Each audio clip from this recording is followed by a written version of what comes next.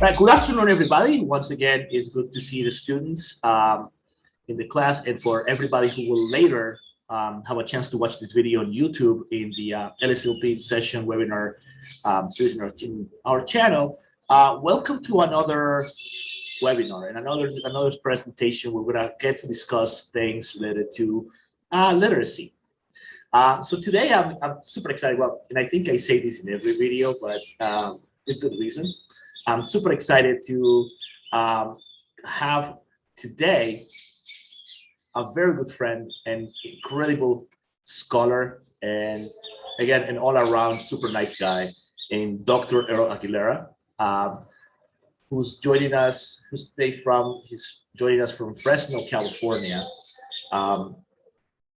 and today with Dr. Aguilera, we're going to have a nice conversation about things related to digital literacies. So just in the context, in the last class on Monday, we introduced a few issues about what it means to think about digitally and what it means to talk about digital literacy, not only as the use of technology, but the deeper question of when we need it, why we need it, and how we need it. So we just kind of left it at a more conceptual level. But today, what we want to do is have a conversation about the idea of digital literacies. And of course, we'll also delve into the more specific topic that you work, which is critical digital literacies, and what that looks like in the classroom. So what does it mean to talk about digital literacies?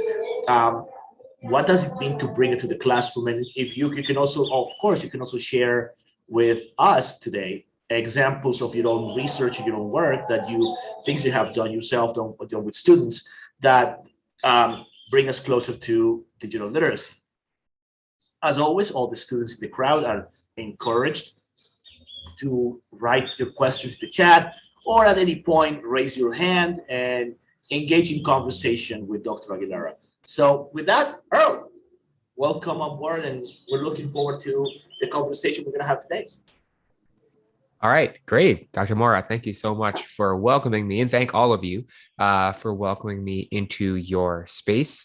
I don't have much else to say by way of introduction. I really, really do appreciate the very kind words that you shared, Dr. Mora. I think one of the things I'm curious about is just who is all in the room. I'd love to have folks introduce themselves either out loud or in the chat, and then also just a quick there's the cat. Quick preliminary question in terms of recording and publishing. Is this going to be something that's available sort of publicly online? I probably should have asked you earlier. That's correct. Yes. Okay, great. That's very helpful.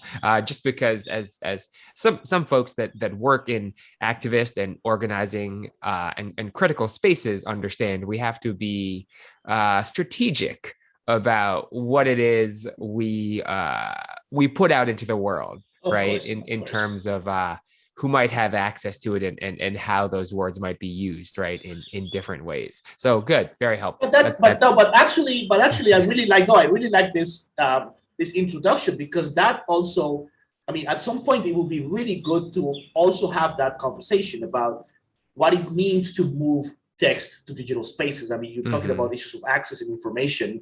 So I think this conversation, it's worth having. And I think it's even in a recording, as a meta event, in a webinar that's going to be posted on YouTube, have this conversation about what it means to post stuff online, what it means to publish your information online, and how that fits in with all the conversations and debates surrounding digital literacy. So I think that's a conversation definitely worth having. Right. No, it very much. I'm very much reminded of and inspired by the writings of Ruha Benjamin, right, on this topic, when she writes in her book "Race After Technology," which is subtitled, right, "Abolitionist Tools for the New Jim Code." You know, one of the points she's very explicit about making in her book is that while there are certain things she is able to share in book form, right, the reality is there are always forces that are entrenched that are working actively against the liberation of people. And so we have to be somewhat guarded about how much we share, what we share. We can't give all the secrets away, right? Because again, this is how many people, right, have survived. Through various historical eras of repression, one of which arguably we're living through now in different ways. And so yeah, that's really helpful to clarify. Thank you. But again, yeah, like I said, I'd love to hear just a little bit about who's in the space. I guess not to everybody needs to volunteer themselves. If you don't feel comfortable, you can always type in the chat. But yeah, I'd love to just know more about who's here. Who what do you do? What is your line of work? Are you mainly a student? Are you teaching right now? And what is something you are curious about learning in this conversation? I do have a couple of visuals prepared. I don't know if they're all going to be entirely useful to us, so I'm happy to flip back and forth and be improvisational about it. But yeah, no, I'm more curious to know who I'm here in conversation with. Oh, I can start but people start posting. The context of this is the context where this is happening. This is an undergraduate um, language teaching method seminar. It's called Methods and Approaches to the Teaching of Languages. So the majority of people, with a few notable exceptions, are all pre-service. They're all pre-service teachers. We have a few folks in the crowd who are finishing their undergrad, but they're already practicing teachers in schools. Many of them are getting ready for the student teaching, so they have a lot of questions about what to do once they get in front of the class. They still have a lot of questions about what their teaching practice is going to look like, and even what they themselves are going to look like once they are in front of the class. Got it.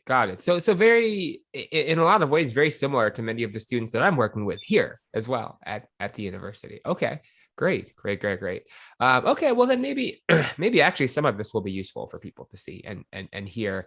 And we have about 45 minutes left in the session, just in terms of. Well, the class usually goes until like a little before 2, so we have enough time. We have at least a good, 90 minutes stops. But obviously, Okay. I don't want to like really take too much advantage of your kindness and the time. But the class would end sometime. Usually, the class ends sometime around 1:40 our time.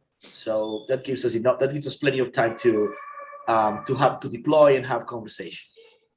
Okay, no worries. Yeah, I just want to make sure I don't eat up too much time, just talking. And I really, like I said, I'm very interested in being in conversation with people and understanding the questions that people have, right, or the ideas or the perspectives that people have on their different topics. So so I guess before I jump in to that, does anybody want to unmute and introduce themselves? Otherwise, I can just move forward and people can share ideas in the chat.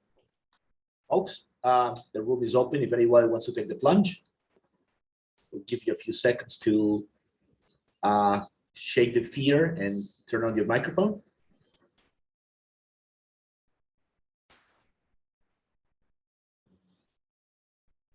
I don't see any hands raised, and I don't see any microphones on.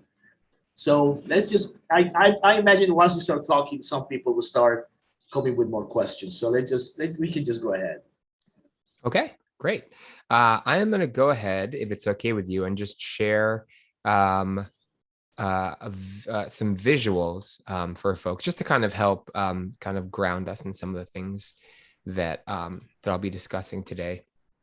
So hi again, everybody. Before I introduce myself, I just wanted to take a moment to recognize that even though we are, of course, in this virtual space, in the real world, I am joining you all from the ancestral and traditional lands of the Yokuts and the Mono peoples here in what is now called the United States, right here on Turtle Island. And while in our context, right, again up here, um, institutions and corporations are sort of becoming interested in this idea of land acknowledgement, right? And using it as a way to kind of demonstrate perhaps their commitments to the ideals of diversity and equity and inclusion and many things that are sort of becoming popular. It is also really important for me to um, recognize that the reason I give a land acknowledgement is not so that I can further justify the occupation of these territories or somehow delude myself into believing that a kinder, gentler empire is preferable to what we have now, right? My purpose in sharing this land acknowledgement is precisely to advance the agenda of water protectors, right? The cries of land defenders, the leadership of indigenous activists, community members, and scholars who are demanding their land back, right? Who are demanding the land be returned unto itself. So just wanted to offer those thoughts to open.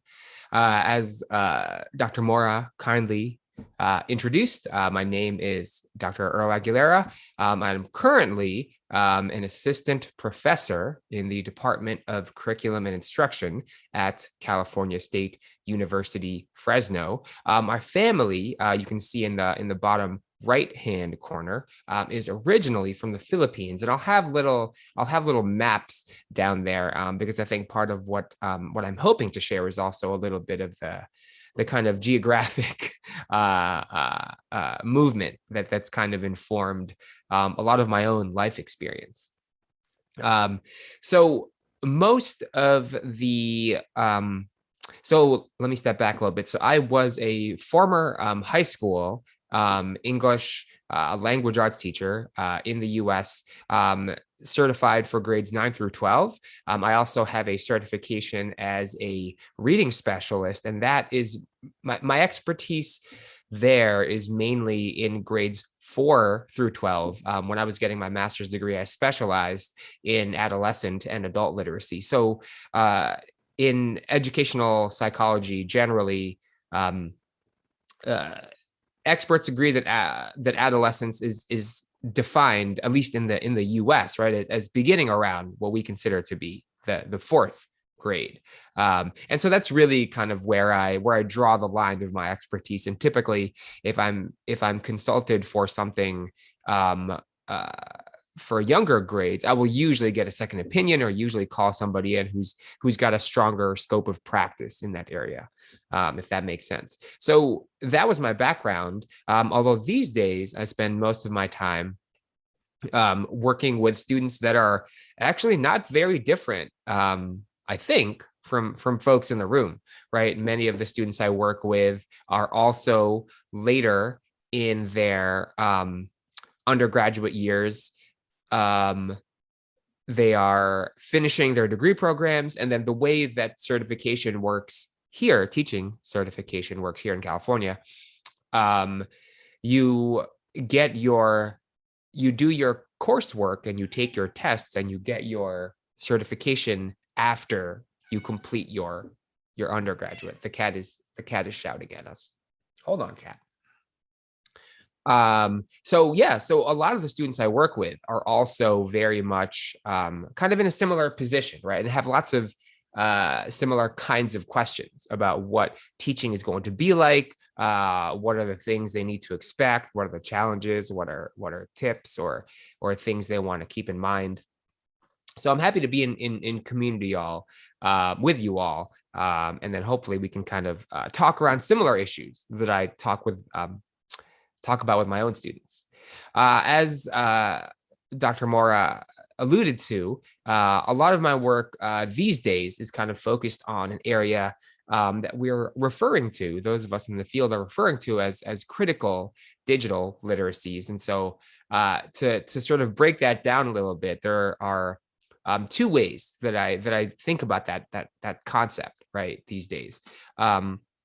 one of them is in kind of centering the critical literacies part of it, right? And really thinking about, well, how are the how can the traditional, right, critical literacy practices that have been developed by people like Paulo Freire and Don Macedo and Alan Luke, how can these practices of analyzing, of critiquing, and of seeking to transform our social context, how can these tools be brought to bear on digital technologies, right? To help us better understand how those digital technologies might be impacting or influencing our different social relationships in the world, right? So that's one way to think about it. I think the other way to think about it is to center the critical digital part of things, because critical digital literacies, or CDL, as an area of study, also is concerned with the ways that young people, not always young people, but generally young people, are using digital technologies in order to understand, to analyze, to critique, and ultimately to transform, right, the social context, right, and the power relations that they currently live in, right, their material realities, right, to draw language from Marx.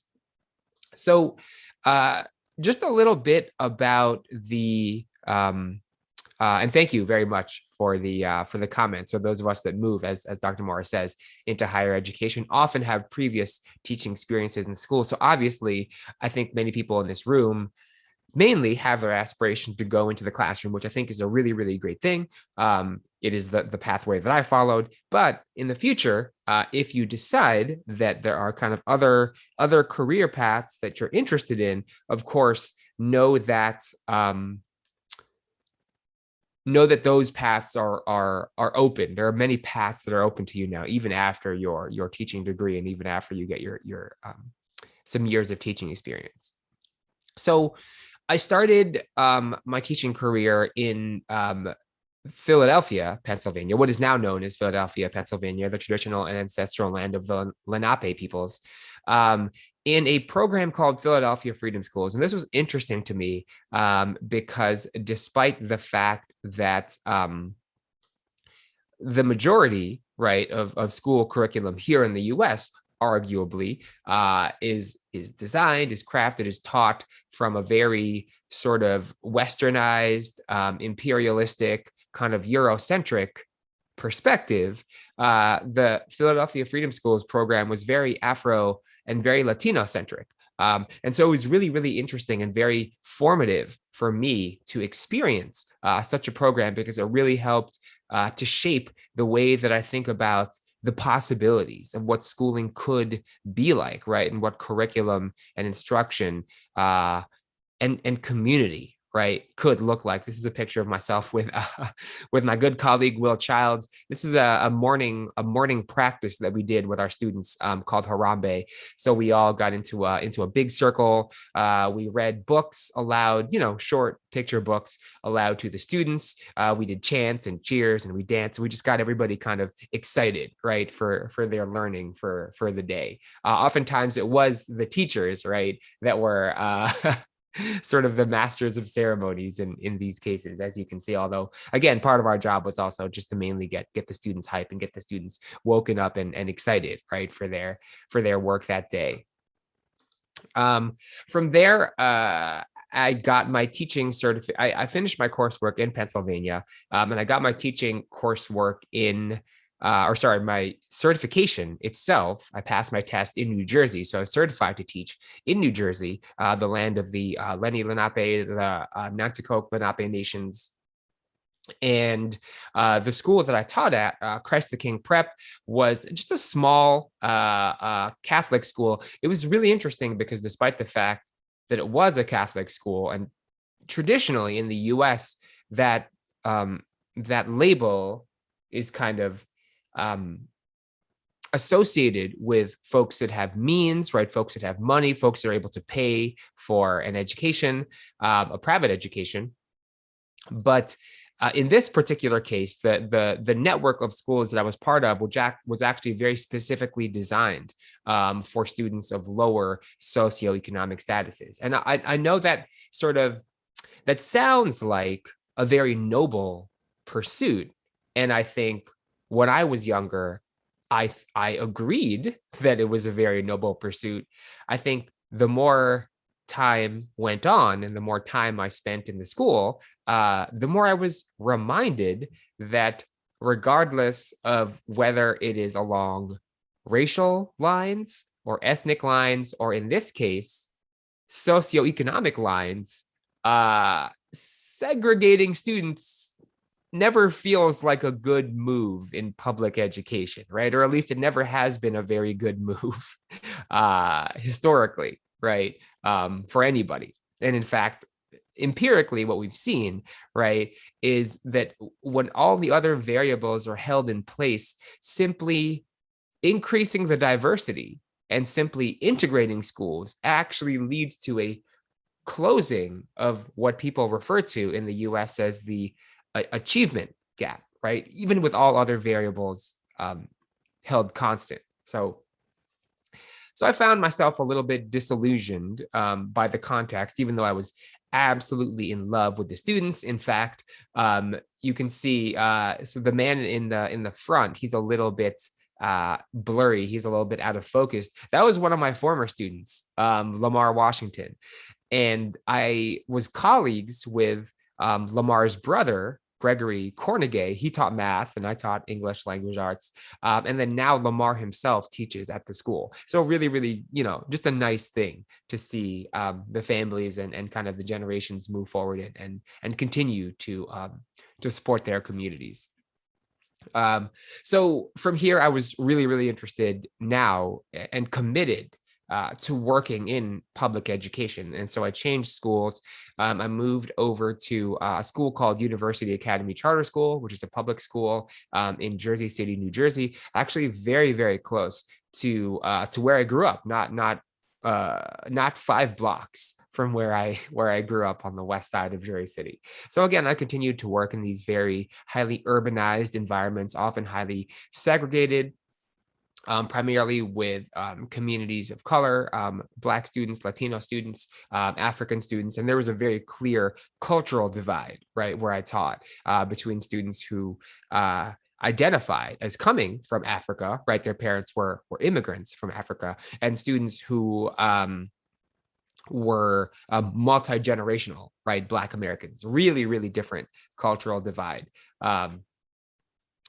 I was also doing my master's degree at the same time, which was that's a whole different experience to be teaching and studying at the same time. I mean, teaching full time and studying at the same time. I was also, while I was in the middle of all that, I was lucky enough to find the opportunity to teach in a summer program that was designed for students who were the first generation in their families to go to college, right?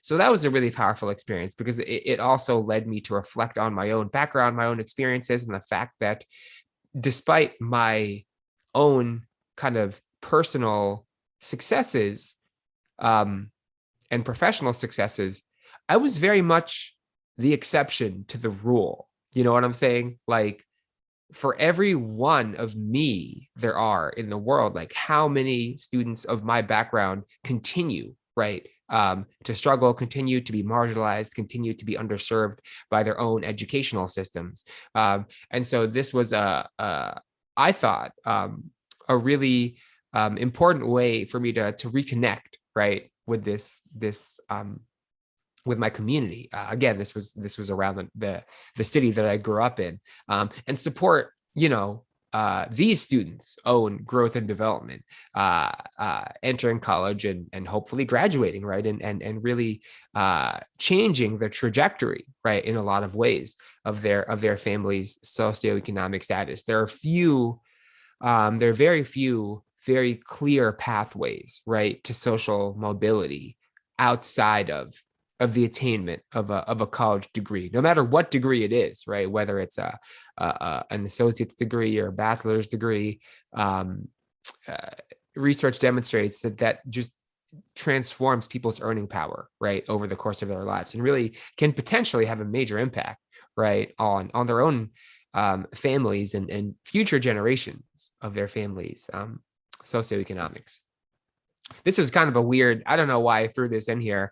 I was, I also was on a billboard at one point. I was in the library trying to get some work done. And they wanted to take a picture of me because I was, I don't know, looking very studious or something. By the way, that book is, I don't know what that book is. They just handed that book to me. So I have no idea what's in it. I think it was a law book. So I like completely could not understand anything that was inside. A little bit of a, an allusion to some of the conversations that we'll have about literacies, right? And how literacy is always something that is socioculturally situated, right? I was outside of the culture of practicing lawyers, and therefore I was illiterate, right, in their discourse, despite the fact that I was literate in other, right, other discourses.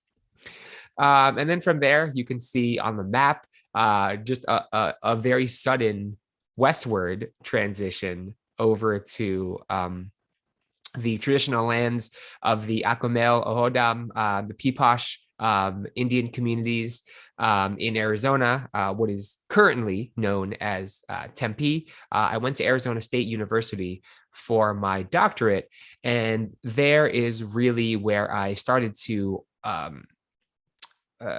very purposefully, right, focus on digital technologies and digital media and the literacy practices that students engage in, right, when they are experiencing connections and play and learning on those different platforms. So this is a picture of students who participated in my dissertation project. It was students who were learning, they were part of a computer coding club at a local library. And it was an interesting model because the librarians there were not necessarily trained to teach computer programming, and there were no computer scientists on staff. So the students were very much encouraged to go through tutorials on their own, to play around, to mess around, to make things, to break things. And so what I was interested in, it was sort of in this space where there was no like formal official teacher, right? How were the students developing in their literacy practices? How are they engaging and growing their repertoires of digital literacies, even without like a formal certificated teacher in the room? And then most recently, my journey has taken me here once again to the traditional lands of the Yokuts and the Mano peoples, currently known as Fresno, California. I am at a university called California State University, Fresno, where I teach, like I said, students who are pre-service teachers, so students who are not yet certified but getting ready to go into the classroom. I actually teach the students of all different subject areas, since my class is a prerequisite course to get into the certification program. But I also teach upper division courses. I teach graduate level courses in multicultural education, and I also teach graduate level courses in educational technology. And I know Dr. Mora, our good friend and mentor, Dr. Jessica Pandya, who's currently dean at CSU Dominguez Hills, has not warned me, but has offered the very sage advice not to take on too many new preparations so that I could focus on other things as part of my professorly or my academic career.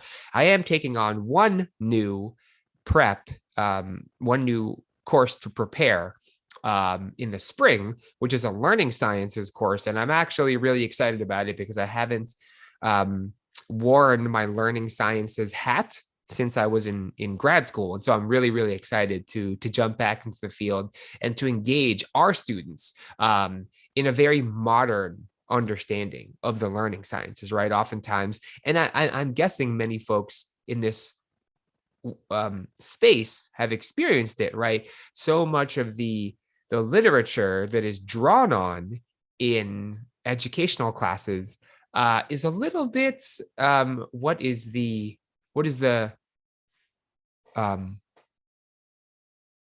diplomatic way to say this, Dr. Mora, a little bit outdated, maybe. Oftentimes, there is very little empirical research to support many of the claims that are made about education and learning and teaching. And even when those empirical sources are discussed, even those are a little bit out of date and sometimes very separate, right, from the very real, very messy, right, real world context that students actually teach and learn and study. And so I'm really excited. There's been a lot of really amazing developments in the learning sciences over the course of the last 20 years. And so I'm really excited to share those with our practicing teachers and work with them, right, to imagine how their own classrooms might be informed by those research findings. A lot of our I think, if I understand, right, your course, a lot of what you are talking about are issues of language teaching. And so I think I'll end here. I've been talking for a while. So let me stop here and just leave you with a couple of questions to think about with regard to teaching language and how our own conversations in digital literacies might inform that. So first, as a teacher, right, how can I better understand and how can I better build on the linguistic repertoires that students already bring to the classroom, right? Oftentimes, students are positioned as having some kind of deficit that teachers are supposed to fix, right? Or supposed to address. But another way to think about it is that students already come to the classroom with lots of different linguistic practices and strengths, but they're just not recognized, right? They're not recognized by schools. So as a teacher, how can I learn to better recognize and incorporate those into my classroom teaching? I think another question that I often think about when I'm thinking about teaching language is how can I connect what I'm teaching in class, right? How can I connect that to the social practices that are meaningful to my students, to their families, and to their communities? Again, when we think about schooling in a sociocultural context, that doesn't mean that school itself can be moved around to different social contexts and always stay the same. In fact, school has its own cultural practices that are associated with it, its own social practices, its own value systems, but they are often left unexamined, right? We often just assume this is normal, right? This is just what happens in schools, right? But the reality is that's a cultural system that has evolved over time, and as a cultural system, it's worth looking into, it's worth questioning, right? It's worth seeing if this is really the way that is the best for everybody, right? And then last but not least, again, with regard to my own research interests and areas of expertise, I often think about this question. In what ways might students' own experiences, right, with digital technologies, both in and outside of the classroom, how might those inform my own approach, right, to technology integration in language teaching? Again, moving in the opposite direction than we are typically taught, right? Rather than thinking, how can I use technology to get students to learn what I want them to learn? Another thing to think about is what are the students' own experiences and how can those experiences be centered and understood better to inform the ways that I integrate technology and the ways that I use technology in the classroom. So I'm happy to, I have like some researchy questions here that are honestly probably not that interesting to you.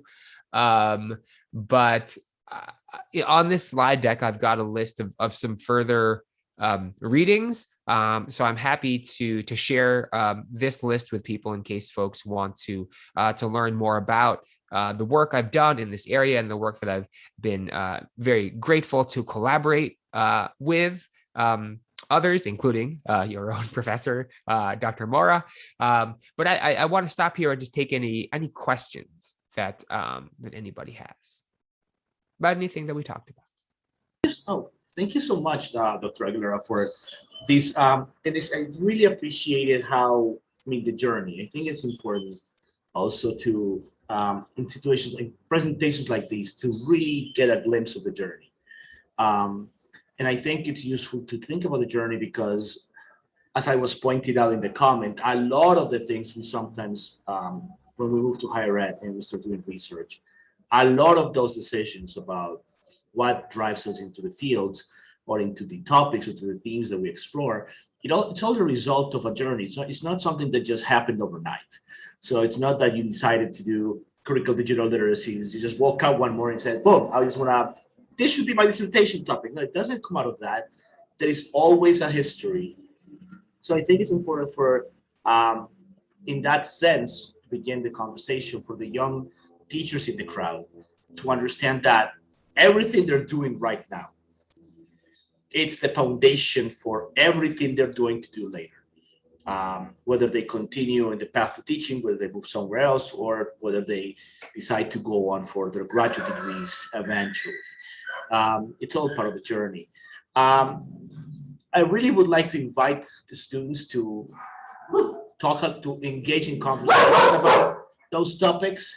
So there is one comment here from Jose that. Thank you, Jose. That's really kind of you to share for anybody watching on YouTube. So, just a little gratitude from Jose, and I really appreciate it. Thank you.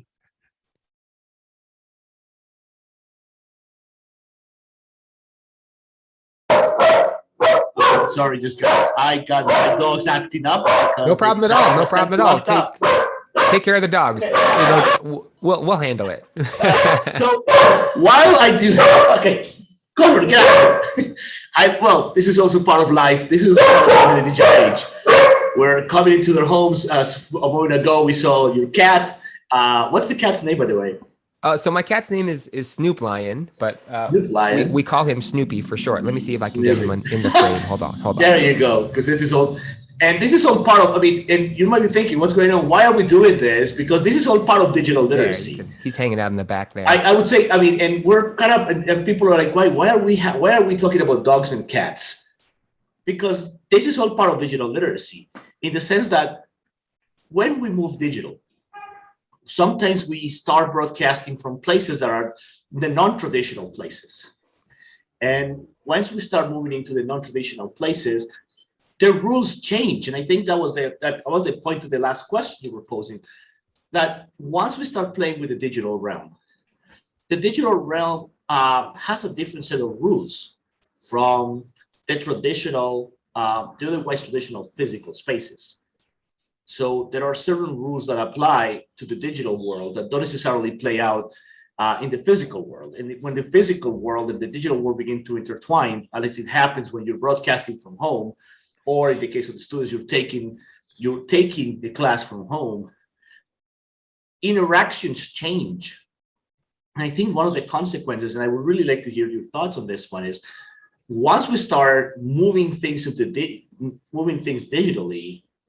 how much do interactions change as we do that transition?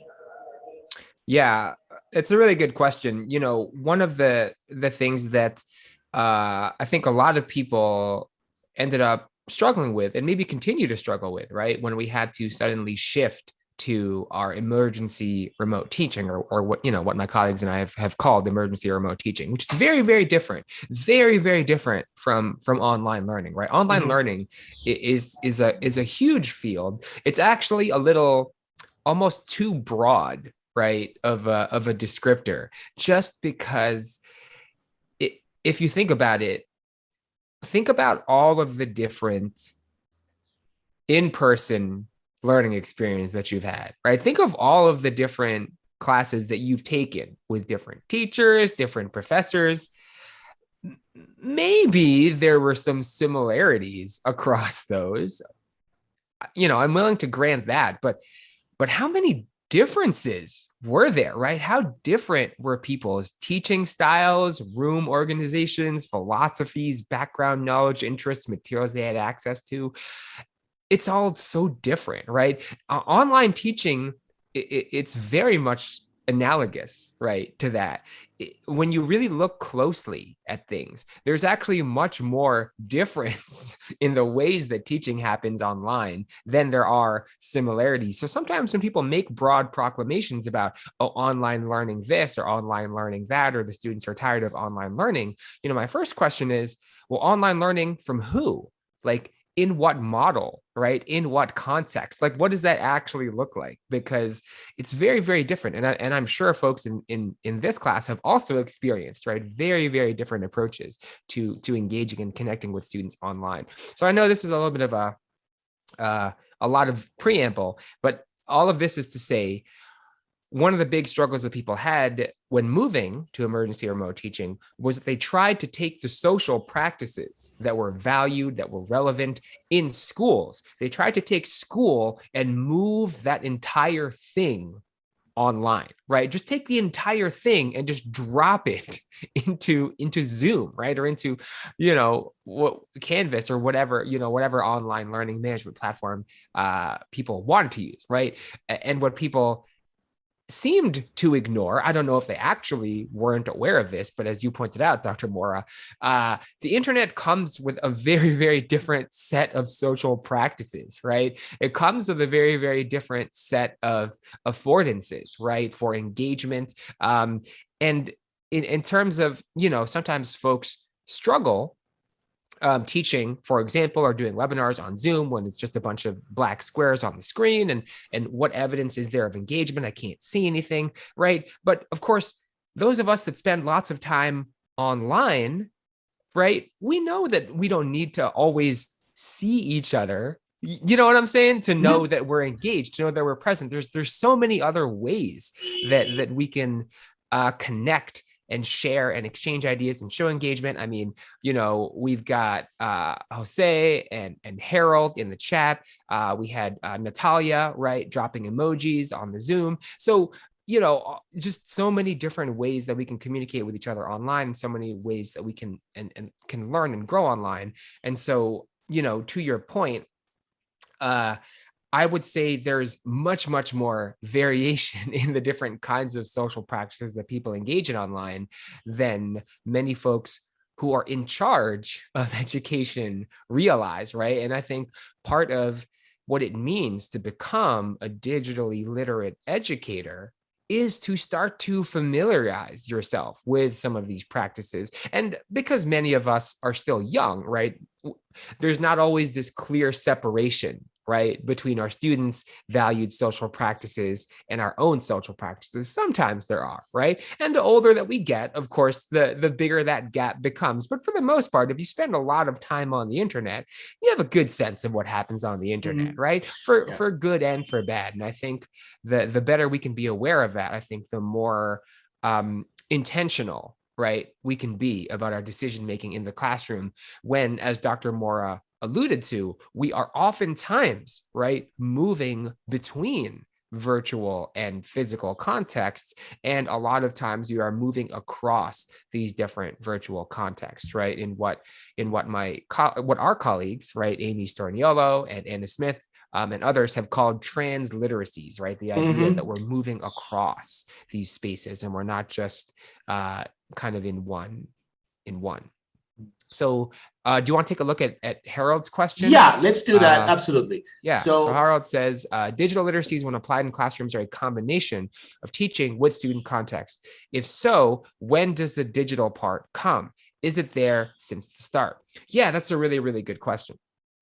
And I would say in a modern context, right, in the context that we are currently teaching in, I would say that the digital is there from the start, right? Regardless of whether or not our individual schools, right, have access to digital technologies, the reality is that we all around the world are part of a digital culture, sometimes part of multiple digital cultures, right? Now, oftentimes those digital cultures, especially in parts of the world that are still recovering from the burdens of imperialism, they are accessed through smartphones, right, and other kind of personal mobile technologies.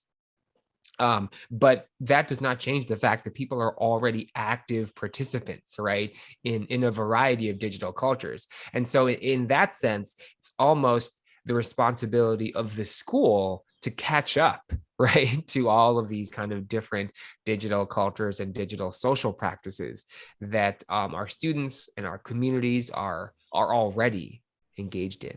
Does that help? Does that help answer your question? At least that's my thought. What do you like? What are your thoughts on this, Dr. Mora? Well, one thing I wanted to go back quickly to one of the things you were saying in the first part of your intervention, and it's this notion of how all these digital interactions they help us rethink what engagement means.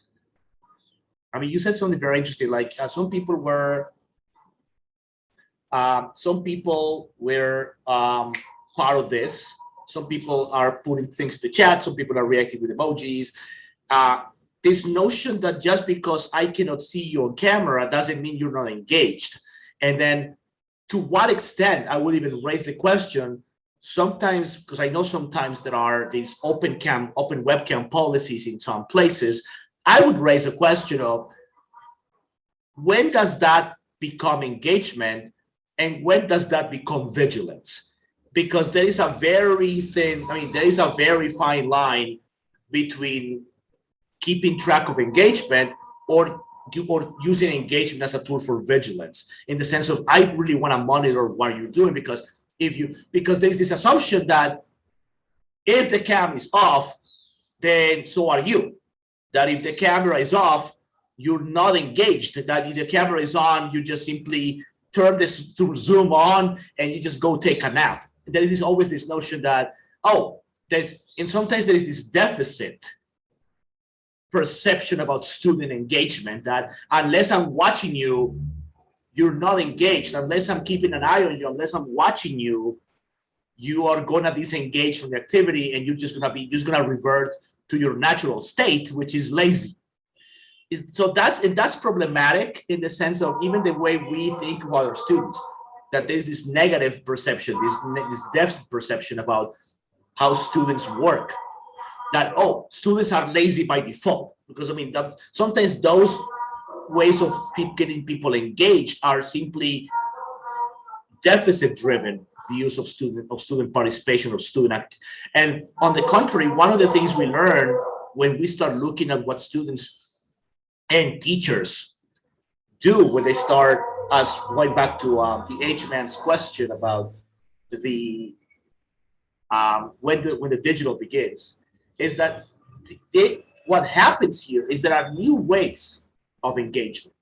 Just because my camera is turned off doesn't mean I'm disengaged. Maybe maybe my engagement is higher because I'm in a more comfortable environment. So that's something I think it's really worth thinking about. It's something worth looking into as we rethink the meaning of engagement through digital means. Just because I cannot see you doesn't mean you're not there. I think if we're going to work in these virtual environments, in virtual places, the first thing that has to shift is the notion that I have to trust you. Kind of in the immortal words of Billy Joel, it's a matter of trust. I have to trust that you, all of you, for example, there's the students who are right now on the other side, and all I can see is names, a picture, and an avatar. That just because I only see names, a picture, and an avatar, or in some cases, some of you are connected through a phone as opposed to the computer, that doesn't mean you're not paying attention. That doesn't mean I have to assume, and I have to start having a little bit more trust in the students. The sense that no, you are engaged, you're listening. You don't want to talk. There are multiple reasons, but students are engaged by default. I think that the default setting should be students are engaged. Now, how do I further the engagement in the digital world? Yes. Yeah, no, I agree 100%. This practice of compelling people or forcing people to keep their cameras on or their mics on in class, to be honest with you, the historical precedent is very similar to, forcing students to sit up straight with their hands folded and, don't lean forward or don't lean back and raise your hand. And, all of these kind of kind of behavioral, right, controls that in a lot of ways, I think, as you pointed out, were not about engagement at all, right? They are very much about surveillance, what you've called vigilance. They are very much about controlling students' bodies and managing students' bodies in the space. When I see those camera policies, I don't see anything innovative there, right? All I see is people that, as you pointed out, they are coming from a place of distrust, right? They're coming from this fundamental place of distrust. And yeah, exactly, Big brother be Jose, like, exactly. Yo, this is not a joke. no. There is an educational technology company called, oh God, it's got a really, it's named after Jeremy Bentham's thing. Well, it's called Panopto, like named Mm. after the Panopticon. Like Mhm. I Yeah, can't I that's can't imagine how people in marketing were like, yes, this is a good idea. We should name our, and we I should can name our educational technology after a philosophical prison. Like most that is what we important, should call it. but I can make sense of a joke. Most importantly, I can imagine somebody writing a dystopian novel must be really mad at them because they came up with the idea first. Like that would have been the perfect name for a villain in a dystopian novel. Like the Panoptico Right. Corp, And Panopticorp. obviously I mean, Bentham was being Panopticorp would be the perfect name for an evil company in a dystopian novel. we're almost there. We're No, almost well, no, there. we are there. I You mean, know? Orwell called it out. I mean, Orwell called it out a Yeah. long time ago. But I want to go back and quickly. Jose was Yeah. making a comment, and I think it's important to really reflect on this. He says, Yes, yes, let's and I go quote, back to that. thing is, we were so used to face-to-face classes that we didn't realize the broad range of possibilities that online classes have. Even I myself sometimes hate online classes. There are some professors that manage to keep us engaged. Yeah. Yeah. I mean, in some ways it sort of goes back to this idea that uh sometimes it's hard to know what's available, right? What you have, what the possibilities are when what's been given to us has been so limited, right? And this is part of the reason why I think in our work, right, the work that Dr. Moore and I do when we look into digital literacies, sometimes we look at what's happening in classrooms, but oftentimes we're also looking at what's happening outside of classrooms, right? Because learning is happening all the time in digital spaces. Teaching is happening all the time in digital spaces, but oftentimes those practices aren't valued. They aren't centered, right? They're not something that we aspire to in the classroom. I mean, even something so fundamental as this idea of like, imagine trusting your students, right? I mean, Jesse Stommel, put it well when he said, when you're approaching your teaching, like start by trusting students, start by trusting students to make the best decisions that they can make for their own learning, right? I don't know what people's stories are. I mean, the fact that you're even here in the middle of a pandemic is incredible to me, right? People have oftentimes are serving as caregivers for younger siblings. They could be taking care of older relatives. They could be shopping. They could be working extra hours. There's so many things that people could be doing right now to try and survive this insanity that we're all living under. I don't know if things are getting better with y'all. It's still quite bad here in the US. So yeah, just from that perspective, right? Something incredible is happening now, as you pointed out, Dr. Mora. How can we take that and how can we level that up, right? How can we increase engagement? How can we further support students?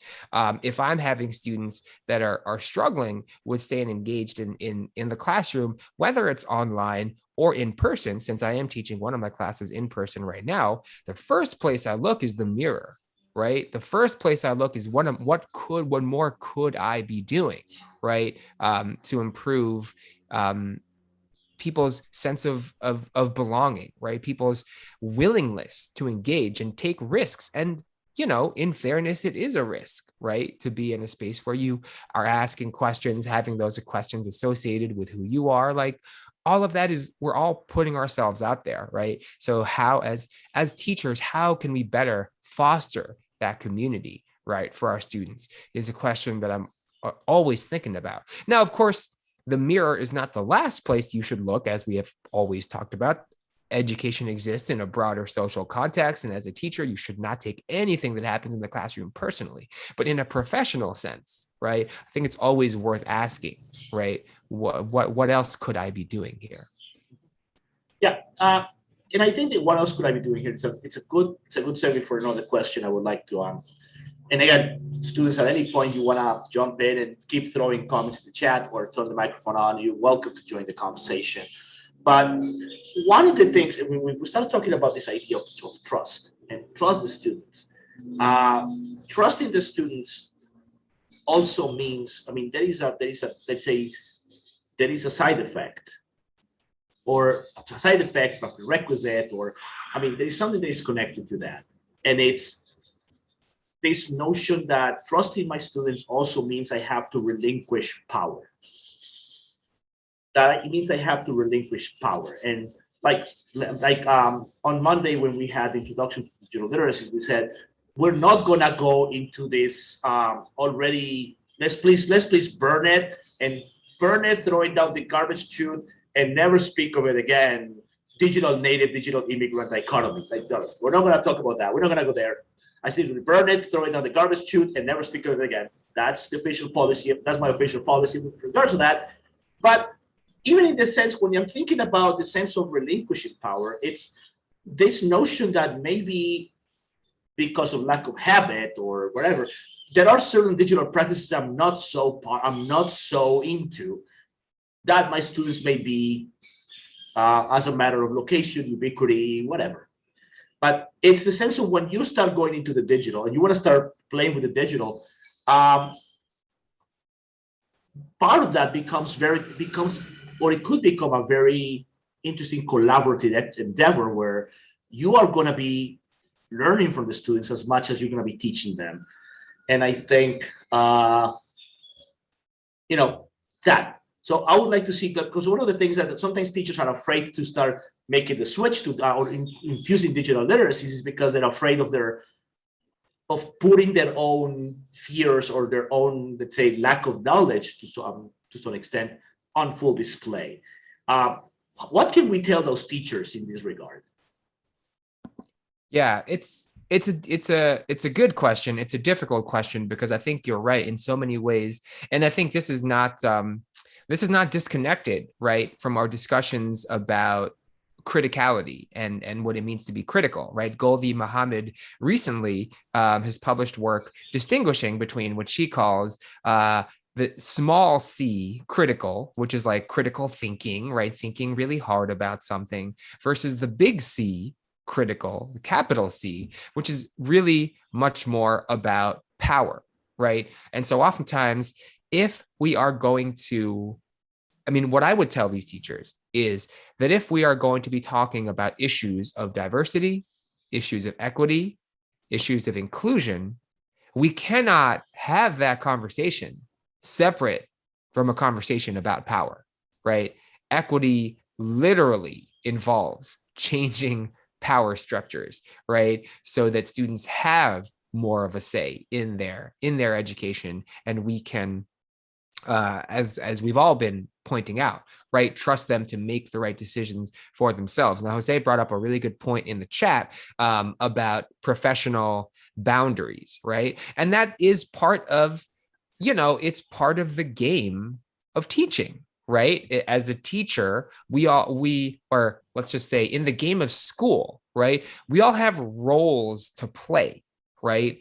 To play the role of a teacher, to successfully play the role of a teacher, there are certain boundaries, right, I do not want to cross, right? Or certain bounds I want to set and respect and make sure I ask the students to be respectful of. In the same way, students have their own roles to play. And I think there is, as Dr. Mora pointed out, there's a lot of space to play, right? Within those roles, there's a lot of ways to transform those roles. But I think, to your point, Jose, one of the most important tasks that you're all going to be engaging in as teachers is developing what I call a teacher persona, right? Is who are you in the classroom? What is the person, what is the role that you're playing in front of your students, right? Now, that's not to say a teacher persona is a fake version of you. It's certainly not a fake version of you, right? I am in front of you being my real authentic self, and I'm in front of my students being my real authentic self, but I am presenting a very specific dimension of myself, right, in front of my students, which I call a teacher persona. And I would argue not everybody has developed that, because not everybody's trained the way that we are trained, but everybody does have their own professional persona, right? My wife has her nursing persona, and she has a different nursing persona at her two different facilities, because in one facility she's working with adults, in one facility she's working with children, right, at a children's hospital. So you can imagine, right, despite the fact that you have a professional persona, right, she's a medical practitioner, she's a registered nurse, and she's a wound specialist, the way that persona manifests in those different contexts is going to be really, really different, right? So I think your point is well taken, Jose. A lot of what we will have to think about as teachers is, how do we strike that balance? How do we develop a teacher persona that students can, that students themselves, right, can trust, can rely on, somebody who has expertise, somebody who's going to be impartial, right? We can't just be homies with our students, because to be a friend to somebody, right, implies a very intimate relationship. And we can't really do that with our students, because we need to be able to serve all of them, right? So yeah, it's not something that anybody has any easy answers to, right? But it is something that all of us understand as educators. And it is something that all of us work toward shaping and refining over the course of our entire careers. So I'm really glad you brought that up. And I'm smirking here, because they think about the teaching or the teacher persona is something that we actually talk about in this class. So I mean, from the very beginning, we talk about establishing the teacher persona.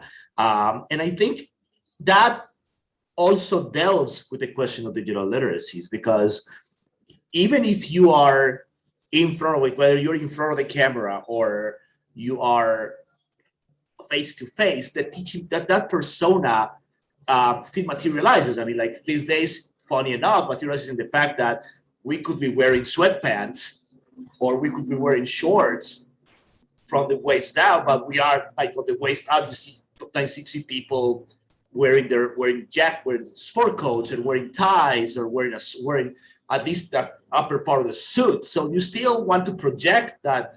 And sometimes you use, if you don't have a good background, then you just put a professional background logo, all that. Even in the digital realm, the teaching persona doesn't disappear. It just kind of morphs into, or it adapts into the setting. But and I think that the distinction of the teaching persona that you were bringing up, and even I would go further, that the teaching persona also implies, as you were saying in the case of your spouse, about her nursing persona in the different hospitals where she serves. I had this conversation with my students that if you, for example, are teaching, you're a full-time school teacher who also adjuncts, or teachers, for example, I have some of my researchers teaching high school or elementary school, and they also teach undergrad courses, and then they also teach master's level courses. And I'm like, no, those are three different personae, because you cannot come and teach a master's level seminar on, say, literacy or research the way you would teach the second grade class, because it's going to come, you're going to look fish, you're going to be an absolute fish out of water. And I was telling, even the way I teach my undergrad class, or I teach my master's class, and the way I teach the doctoral classes, it's very different. My tone, my demeanor, it's very different, because one thing is, undergrad students require a lot of more structure in the class. A doctoral level seminar, it can be in the flow, can be a lot freer because of the kinds of students you're working with and their professional backgrounds. So even in the sense of how we read the room, and that it's also something that is transferable from the face-to-face to the digital. You still have to be able to read the room, whether you're working with an undergrad in an undergrad class on Teams, or you're teaching a graduate level class using another platform. You have to learn to read the room. In that, even in the digital world, you need to learn to read the digital rooms. Right. That very much reminds me of one of my favorite comments that a graduate student made about me to my department chair. And I'm, to your point, I'm pretty hard on my graduate students, and I admit that. I actually take it as a point of pride in some cases, because I want them to get their money's worth, right? To put it bluntly, like they're paying Mm, a bunch of money, right, to get a master's degree. And so I want them to walk away with something that is valuable, right? I want them to walk away with relationships, with skills, right? With publications, with experiences that are actually that make a difference in their lives. So I'm not like mean for fun, but I am rigorous, let's say, mhm. with my graduate students. And you can ask any of them, they ask Edison. Right. So Right. right, ask any of my students, right? I'm rigorous with them, but it's always coming from a place of love. You know what I'm saying? And I never feel bad. Well, I used to sometimes question it, but then a couple of years into my academic career, when my own students start applying for doc school, right? They want to get their PhDs. Then I realized all of those times I was hard on them was 100% worth it, because now I am supremely confident they can go out into the world and, they can fend for themselves, right? Because I pushed them in the same way that I was pushed as a doctoral student, even though they're just master students. But anyway, the best comment I've heard from a student to my chair was, wow, Dr. Aguilera is a different person when he is an advisor than when he is teaching a class. And I think Mm, that's exactly right. And I think that mhm. speaks exactly to your point, right? When I'm teaching my students in classroom settings, there is like a pretty good amount of structure. There is a lot of leeway, right? There is a lot of generosity, understanding. And not to say that those things don't exist with my graduate students, but in a one-on-one setting, I'm not reading 30 papers. I'm reading just one. I'm reading just your paper, right? So obviously the feedback that you're going to get on it is much, much more critical. And again, because we are in a one-on-one conversation, we're in a one-on-one mentorship, the ways that I'm going to try and push your thinking are going to be very, very different than if Mhm. I were in front of 30 students or 60 students, right? Or 120 students or whatever. Thank goodness I work in a field where I have not had to give lectures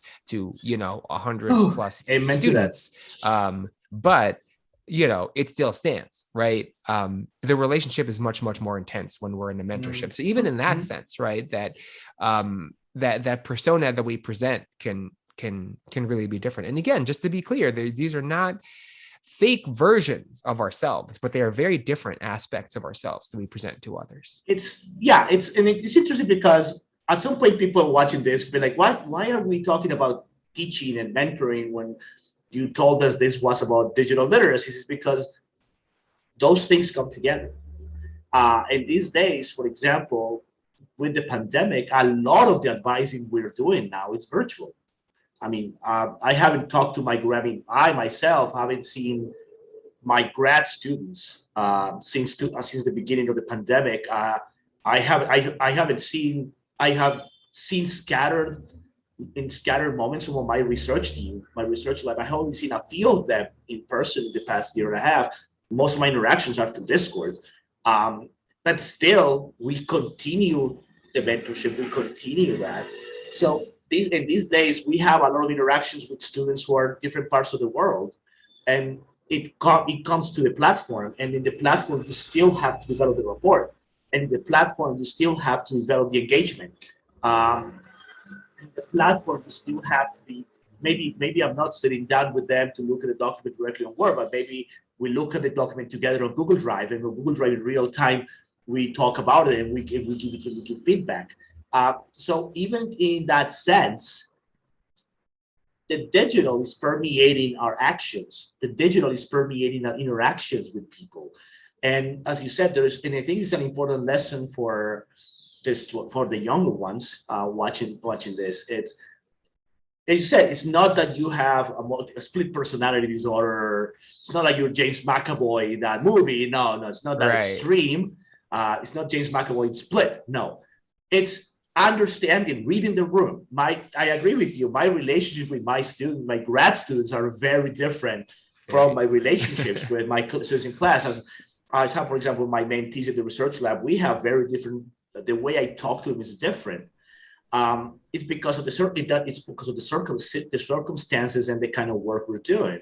But as you become, let's say, as you start moving into teaching, and then teaching becomes research, and then that becomes mentoring, the language begins to change. And I think that's something to be said about how that reflects on the digital realm, because one thing is to be dealing with social media and the interactions we have with social media, whether academic or non-academic, because some of us have academic and non-academic encounters on social media. Another thing is, for example, when we move to the realm of video games. In video games, it's a different language, it's a different way of interacting with the tools and the people. And part of the work we do in digital literacies is understanding that there is no one size fits all way of saying you do digital. And I think that's why we are more and more inclined to say digital literacies as opposed to just digital literacy, because the ways of reading the room are very different, and we have to learn to be adaptive to those realities. Right. And since we're on this point, I think maybe I wonder if this is worth making explicit. And I don't know if you've already talked about this with your students, right? But historically, the way this field has developed, when people use digital literacy in the singular, right? Literacy with a CY at the end, historically, they have come from kind of more of a skills-based approach. Here's how to use computers. Here's how to use Zoom. Here's how to use the learning management system, how to submit your assignments, right? Kind of a very almost like instrumental, right, perspective, how to do stuff, right? But those of us that look at digital literacies in the plural, we are somewhat concerned about the technologies, but we are much more concerned about what people are doing with those technologies, right? What are the social practices that people are engaging in with those technologies? How are our engagements with those technologies shaping our social contexts? And what are the kinds of cultures that emerge, right, around these computational systems and these computational artifacts? So I think I want to go like all the way back to Harold's point. I think oftentimes when we think about the digital in the classroom, I think it's important to make a distinction between digital technologies, which may or may not be present in your classroom, and digital culture, which at this point in time is just, unless you are one of the uncontacted indigenous tribes in the Amazon, right? We are all already, right, enveloped in multiple digital cultures. And that oftentimes is what our students are bringing to the classroom, right? Digital technologies are you being able to send emojis on your iPhone, right? It's a digital technology. Digital culture is when Romeo and Juliet has been translated into emojis. There's physical printed books, right, that are translations of Shakespeare's Romeo and Juliet, except written out entirely in emojis. That's digital culture, right? And that's inescapable at this point. We are in it, we are part of it, and no matter what people would like to say, we are not going back. No, we aren't going back.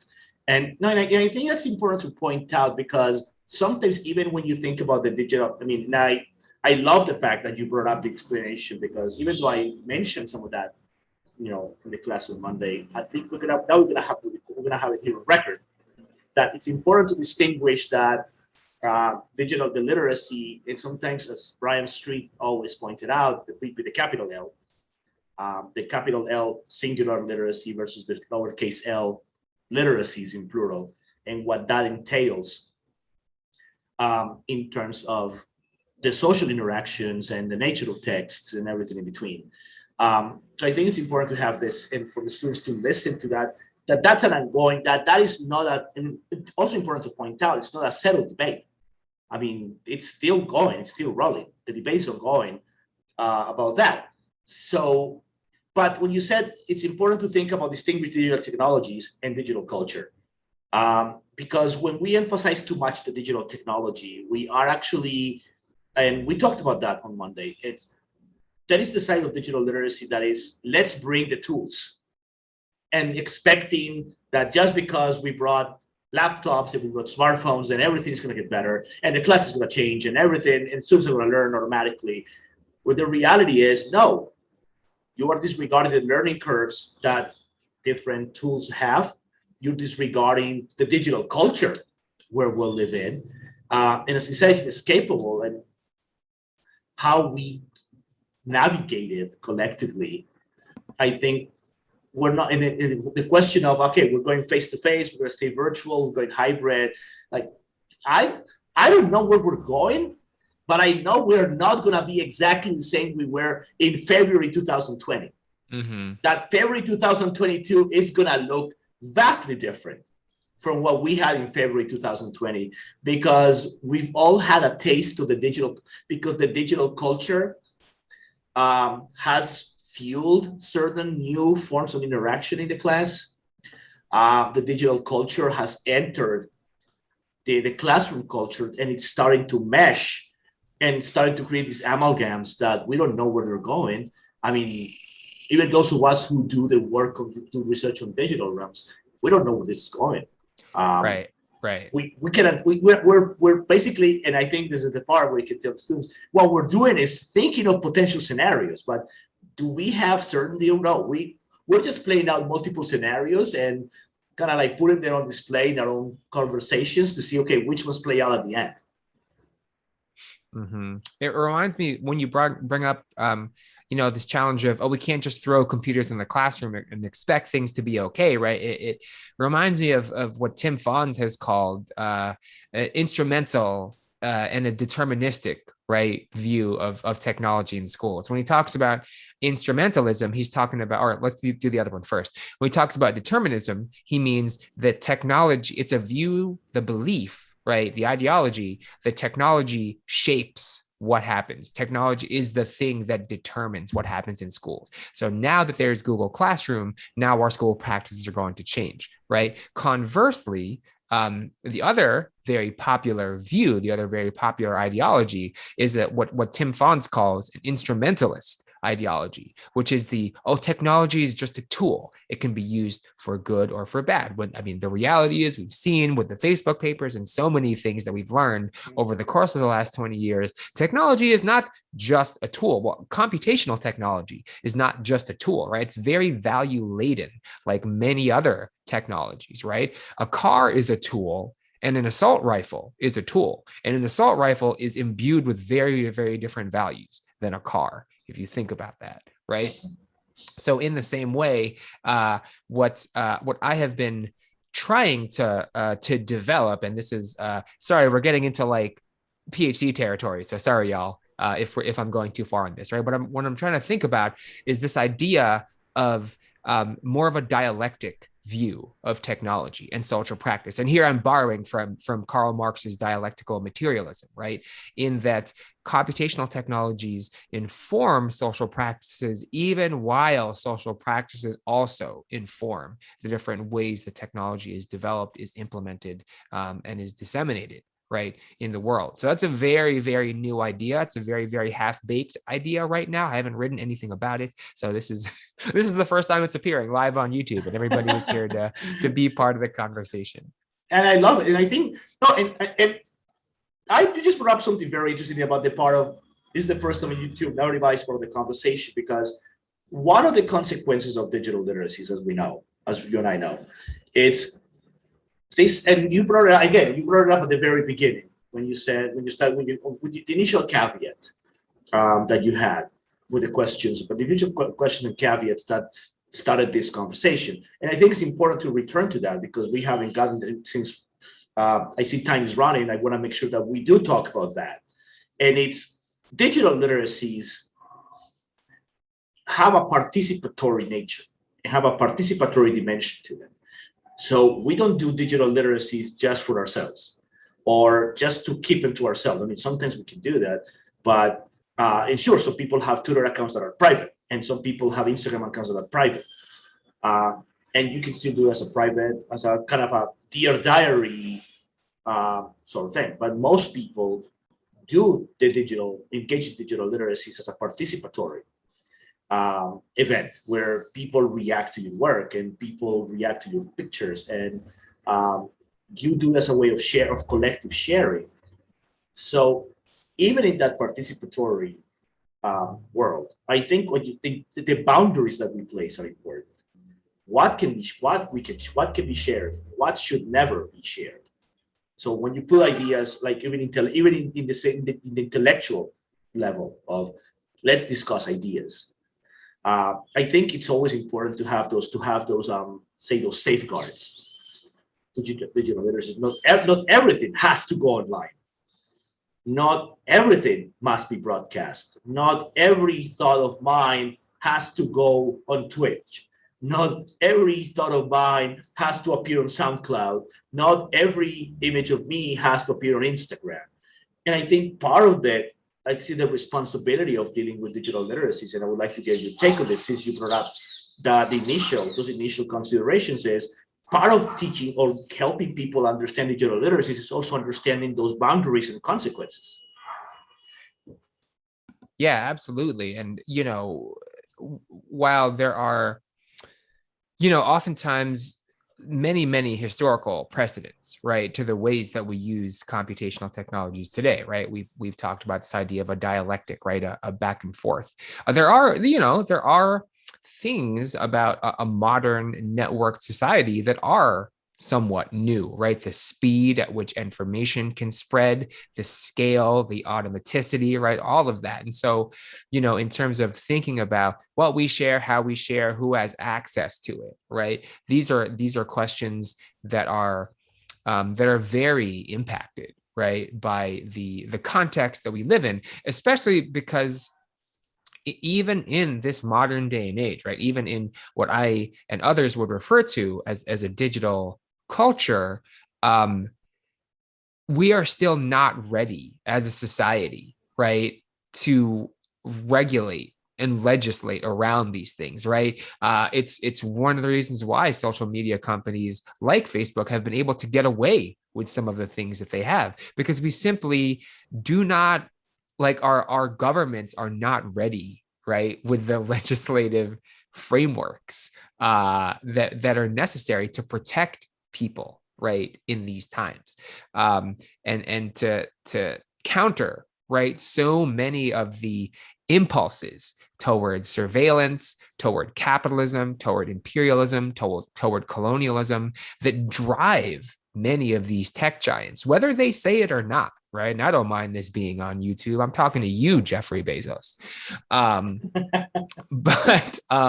But yeah, as a society, we are still struggling, right, to really wrap our heads around how can we protect the most vulnerable of our society from these impulses that oftentimes seek to dominate. Yes, exactly. I mean, I cannot think of a better comparison, right? He's literally a supervillain. He's literally a dragon guarding his treasure hoard. Like, I mean, seriously, he's just one volcano. He's just one dormant volcano away from going full Bond villain.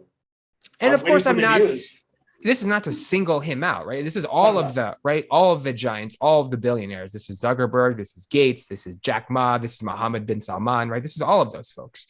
But how do we protect our society from people like that is, I think, a thing that we are still struggling with. And don't worry, Elon Musk, we didn't forget about you. We don't forget about you. Don't worry. Don't feel sad. No. We're gonna call you out too. Don't feel bad about it. To be the world's first trillionaire, evidently. Yeah. And trillionaire, Bond villain. I think that these days it's hard. It's basically becoming the same thing.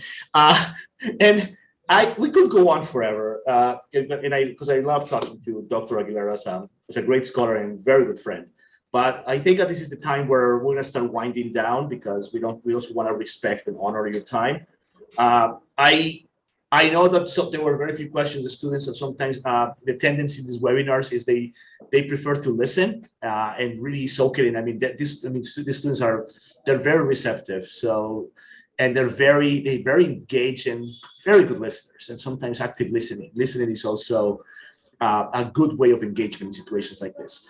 I wanted to really express my gratitude to you, Earl, for the time you shared with us, for the context that you provided, for the viewpoints that I think people who will listen to this webinar are going to enjoy and really get a glimpse of what digital literacies looks like today, how that informs our classroom practice, and that even how that informs our everyday lives.